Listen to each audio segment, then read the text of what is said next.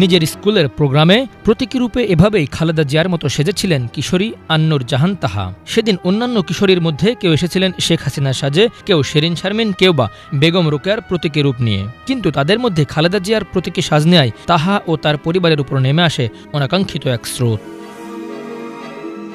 নড়াইলের লোহাগড়া উপজেলা প্রশাসনের আয়োজনে 2023 সালের 26 মার্চ মহান স্বাধীনতা দিবস উপলক্ষে লক্ষ্মীপাশা দি লিটল সেন্ট ইন্টারন্যাশনাল স্কুলের শিক্ষার্থী আন্নুর জাহান তাহা খালেদা জিয়ার প্রতীকী সাজ নেয়ার ঘটনায় ওই স্কুলের প্রধান শিক্ষককে শোকজ করা সহ শিক্ষার্থীর পিতাকে চাকরি থেকে সাময়িক বরখাস্ত করা হয়। এছাড়া হুমকির মুখে দীর্ঘদিন নিজের বাড়ি ছেড়ে অন্যত্র গিয়ে থাকতে হয়েছে এবং সামাজিকভাবে হেয় প্রতিপন্ন হতে হয়েছে তাকে। 2023 সালের 26শে মার্চে স্বাধীনতা দিবসে আমি খালেদা জিয়া সেজেছিলাম। এই খালেদা জিয়া সাজার অপরাধে আমার স্কুলকে শোকেজ করা হয়েছিল। তারপরে আমার বাবা পৌরসভায় চাকরি করত। সেই অপরাধে আমার বাবাকে চাকরি থেকে সাময়িকভাবে বরখাস্ত করে দেওয়া হয়। খালেদা জিয়া সাজার পরে আমি ভালো করে এই বাসায় থাকতেও পারিনি। এই কারণে আমার স্কুলেও যাওয়া খুব কম পড়ছিল, কারণ আমি লেখাপড়াও ভালোভাবে করতে পারছিলাম না। এই কাজগুলো যারা করেছে তাদের বিচার চাই।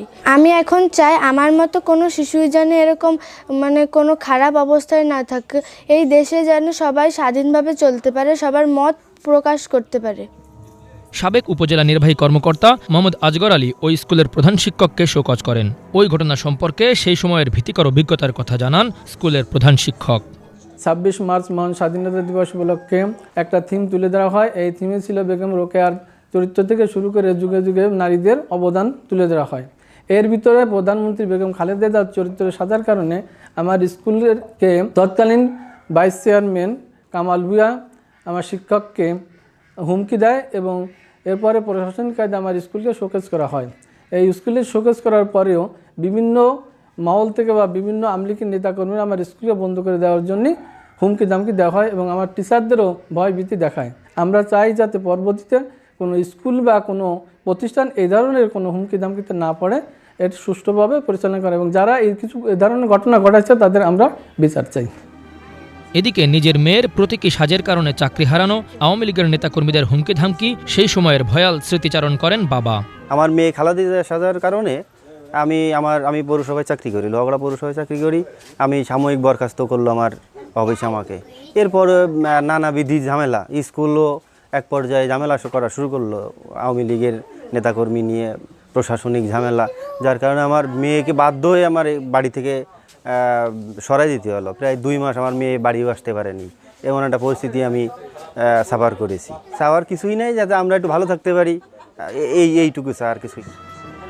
স্বৈরাচারমুক্ত স্বাধীন দেশে মানুষ যেন স্বাধীনভাবে কথা বলতে পারে, কোনো শিশুকে যেন এভাবে মানসিক ট্রমায় পড়তে না হয়, সে দাবি জানান তাহার অভিভাবক। 28-29 তারিখের দিকে আমার বাড়ি সন্ধ্যার পরে প্রশাসনের লোকরা চলে আসে। এভাবে এসে ওনারা আমাকে অনেক ধরনের বিব্রতকর প্রশ্ন করে, যা আমার দেওয়ার মতো কি বলবো না, আমি ভাষাও হারিয়ে ফেলি। আমার মেয়ে তখন ক্লাস 5-এ পড়ে। সে খুব ভয় পেয়ে যায় এবং তারা এমনও বলে যে আপনার মেয়েকে রাতারাতি কোথাও নিয়ে যান, এখানে রাখা যাবে না। তখন আমি দিশেহারা যে আমি কি করব, কি করা আমার উচিত। ওর বাবাকে চাকরি থেকে সাসপেন্ড করে দেওয়া হয়, আর্থিকভাবে আমাকে পঙ্গু করে দেওয়া হয়। তারপর ওর বাবা একটু ক্ষেত খামার করতো, সেগুলো আমি দেখতাম যে আজকে আমার ফসল ভালো, কালকে যেয়ে নেই। আমি আর্থিকভাবে এত ক্ষতিগ্রস্ত ছিলাম যে আমার আশেপাশে কারো কাছে বলার মতো জায়গা ছিল না। সব সময় নানাভাবে আমার ফোনগুলো তার ট্র্যাপ করে রাখছিল, নাম্বারগুলো। আমি স্বাধীনভাবে কারোর সাথে কথাও বলতে পারিনি। আমি চাইলেও আমার মেয়েকে কখনো একা ছাড়তে পারিনি। আমার মেয়ে একটা ট্রমায় চলে গিয়েছিল। স্বাধীনতা দিবসের অনুষ্ঠানে সাজগোজের কারণে শিশু শিক্ষার্থী ও তার পরিবারের সদস্যদের জীবন বিপন্ন হয়ে পড়ে। এ ধরনের ঘটনার তীব্র নিন্দা জ্ঞাপন স্থানীয়দের। আর কোনো মানুষ যেন ওই খালেদা জিয়া সেজে বা অন্য কেউ সেজে কোনো রকম বিব্রতকর পরিস্থিতি না পড়ে। মানুষ যেন স্বাধীনভাবে তাদের কথা বলতে পারে, মানুষ যদি স্বাধীনভাবে তাদের মত প্রকাশ করতে পারে, মানুষ যেন প্রত্যেকটা সমাজের মানুষ যেন সুন্দরভাবে স্বাভাবিকভাবে জীবনযাপন করতে পারে, এটাই আমাদের চাওয়া। বিএনপির ভারপ্রাপ্ত চেয়ারম্যান তারেক রহমানের নির্দেশে আন্নুর জাহান তাহার পরিবারের পাশে নড়াইল জেলা বিএনপির নেতাকর্মীরা ছিল এবং ভবিষ্যতেও থাকবে বলে জানিয়েছেন স্থানীয় বিএনপির নেতৃবৃন্দ।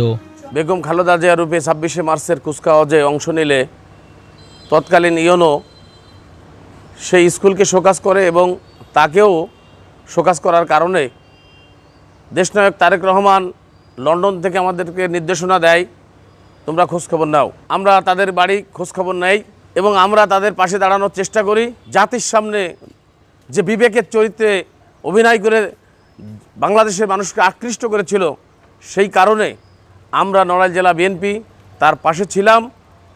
ইনশাল্লাহ আগামীতে যদি ক্ষমতায় আসে তাহলে দেশনায়ক তারেক রহমানই যেভাবে লন্ডন থেকে খবর নিচ্ছে, ইনশাল্লাহ তারেক রহমানের নেতৃত্বে সরকার গঠিত হলে তার পরিবারের পাশে থাকবে। রাজনৈতিক প্রেক্ষাপট বিবেচনায় সেই সময় প্রতিষ্ঠানকে শোকজ করা হয়েছিল। সন্তোষজনক জবাব দেওয়ায় কোনো কিছুই করা হয়নি এবং স্বাভাবিকভাবে কাজকর্ম চলছে বলে জানান বর্তমান লোহাগড়া উপজেলার নির্বাহী কর্মকর্তা। 26শে মার্চ উপলক্ষে যে অনুষ্ঠান ছিল সেখানে আসলে অন্যান্য বাংলাদেশের যে নারী জাগরণের যারা অগ্রদূত, তো তাদের ঘিরে একটি ডিসপ্লে অনুষ্ঠান অনুষ্ঠিত হয়েছিল। সেই ডিসপ্লের একটি চরিত্রে আমাদের তৎকালীন মাননীয় প্রধানমন্ত্রী খালেদা জিয়ার ব্যাপারে একটি ডিসপ্লেও ছিল, কিন্তু তৎকালীন সময় আসলে হয়তোবা রাজনৈতিক প্রেক্ষাপট বিবেচনায় সেই সময় প্রতিষ্ঠানটিকে শোকজ করা হয়েছিল। প্রতিষ্ঠান সন্তোষজনক জবাব দেওয়ায় তাদের বিরুদ্ধে আর কোনো ব্যবস্থা নেওয়া হয় নাই এবং সবাই এখন সেখানে স্বাভাবিকভাবে কার্যক্রম পরিচালনা করছে। তবে গত 5 আগস্ট আওয়ামী লীগ সরকারের পতনের পর চাকরি ফিরে পেলেও অর্থকষ্টে মানবেতর জীবনযাপন করা সহ স্বাভাবিক জীবনে ফিরতে পারেনি এই পরিবারটি। Bangla vision news desk.